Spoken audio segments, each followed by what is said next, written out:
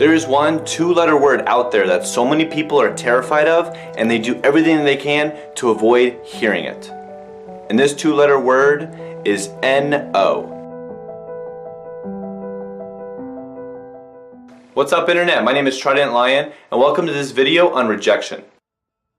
One thing that I would be curious about if I clicked on a video like this is how is the presenter qualified to be able to address this content?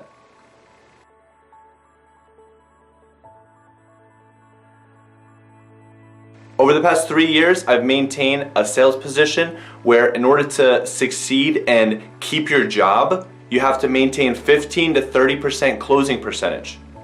So that means out of 100 people, minimum 15 people need to buy it. And the product that they're buying is a 5-figure product, and they purchase within the same day of meeting the salesperson. That means in order to keep a job like this, you have to be able to deal and cope with around an 85 to 70% of the time average of dealing with rejection.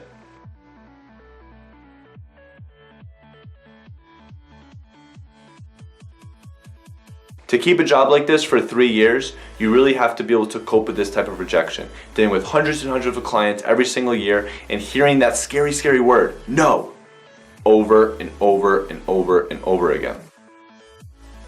One way to look at this word is the more you expose yourself to it, the less you are scared of it. It's almost like when you watch a scary movie and the first time you watch it, you're terrified, but then if you watch it the 5th time in a row, you're not so scary. You watch it 10 times in a row and you're definitely not scared of it anymore. That's what it's kind of like.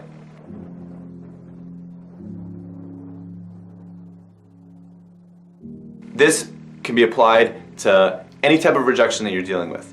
And for example purposes of this video, I'll just use a sales job that I've maintained for the past 3 years.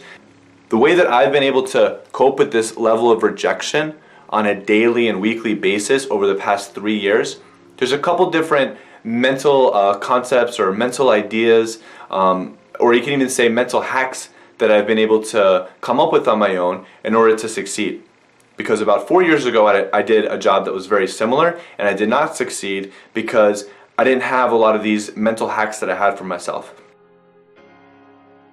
Now I wrote down just a few different of the mental practices that have worked for me over the past several years.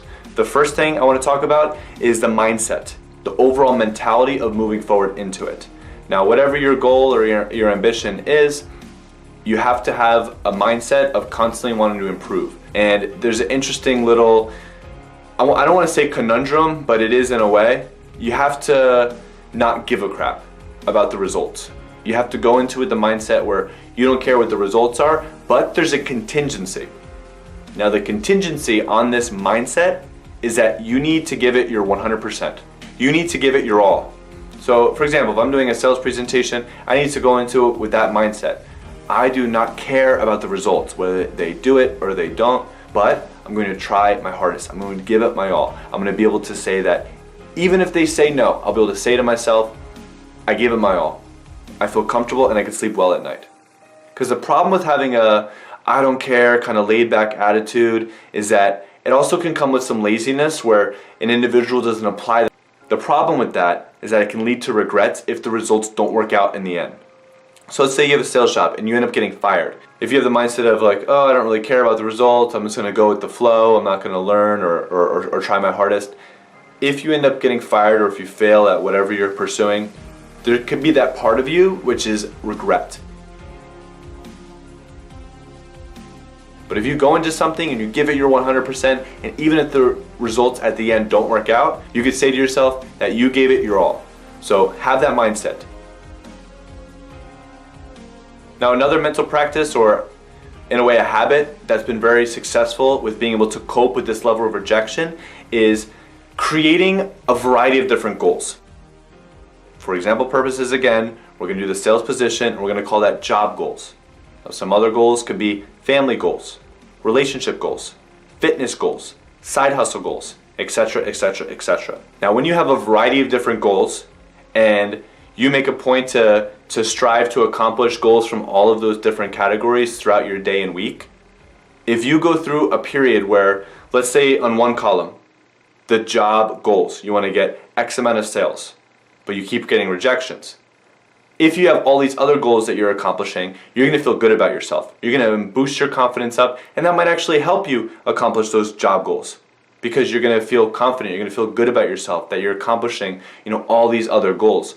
And you're going to feel like a winner. You're going to have the mindset of a winner. But if you have just one set of goals, which is, let's say, your job goals, and you don't have family goals, you don't have fitness goals, you don't have any of these other things, you are basing all of your success, and a lot of people will base all their emotional well-being off of the results of one type of goal. Now, I think that could be very bad, that could be very destructive. And it was 4 years ago when I did a similar sales job, but I didn't have any other goals outside of that job. I just wanted to go in and be as successful as possible doing that job.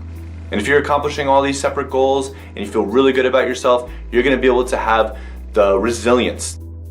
No matter how many times you hear that scary word, no. Some other things I wrote down is learning and just being able to view yourself also as a student. There's one great line that Pitbull said on a Tony Robbins podcast, which is, there's no losing, there's only learning. Make a point to, no matter what the results happen to be in any given situation, make a point to extract the value out of it. This is one thing that I would do with clients where I would have a sales interaction and they ended up not purchasing anything, and I would hear the big scary word no. I would have to make a point in my mind, what is the value that I can get out of this interaction? Is there someone in their network that I can meet? You have to look for value, because if you can leave an interaction where you hear the word no, but you still feel good about it and you feel like you got something out of it, then you can take the no a lot easier. So look for value. Be like a value finder. And value comes in many different forms. Now, the only other thing that I can think of at this moment, at least for this video, and that I wrote down on my little post-it, is going to be something that I had in the Tools of Titans videos that I made over a year ago.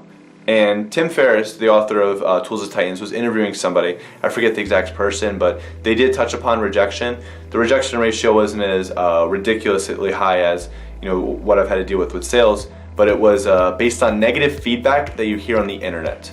So no matter what you put on the internet, it could be anything you can imagine, at least 10% is going to say something that's bad. Leave a bad review, say this is stupid, I don't like this. So being that no matter what you do, at least 10% is going to hate it, treat it as math. So when you have that rejection, know it's a part of the game. Being that rejection is just part of the process and it's inevitable no matter what you're pursuing.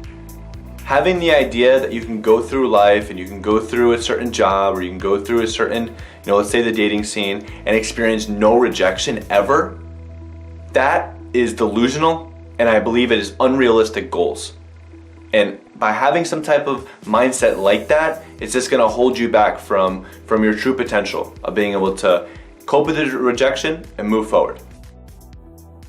I appreciate you, the viewer, for your support, and I strive to continue to provide more valuable content for you and other viewers alike. I hope this video was a big help for you. If you liked it, please leave a thumbs up. If you're new to the channel, please hit the subscribe button. My name is TridentLion. You could find me also on Instagram. That's the other platform that I'm most active on, as opposed to some of the other ones like Snapchat and Twitter and Facebook. And until the next video, remember, always be learning, always be creating, and always be inspired. Step on the